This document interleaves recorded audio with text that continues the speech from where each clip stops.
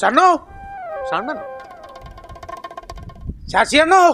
ഓ ശശിയാണ്. ശശിയണ്ണ, നിങ്ങൾ ഈ റേഡിയോ തുറന്നു വെച്ചിട്ട് എവിടെ പോകുന്നു? റേഡിയോ? ആ, അതിന് എൻ്റെ കടയിൽ റേഡിയോ ഇല്ലല്ലോ.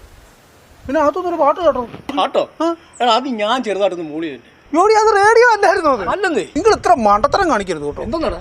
നിങ്ങൾ ആദ്യം ആ ഗ്ലാസ്സിൽ നിന്ന് പിടുത്തം വിട്ടിച്ചൊരു മൈക്കേ കയറി ഒരു പിടി പിടിക്കുക. എവിടെ നിൽക്കുമെന്നറിയാവോ? അത് അണ്ണനങ്ങ് സുഖിച്ച്. വാസുകുപ്പീരം കേട്ടിട്ടുണ്ടോ? അത് കയറി നമുക്ക് തെറ്റിക്കാം. എന്താടാ? അല്ല, ഞങ്ങളിങ്ങനെ പറയുമായിരുന്നേ. ശശിയണ്ണ അറിയാലോ, ഇന്നോടുകൂടി പ്രചരണം അങ്ങ് തീരുക. നാളെ ഇലക്ഷൻ പ്രചരണമെന്ന് പറഞ്ഞ് ഞങ്ങൾ ഇങ്ങോട്ട് വരുമല്ല.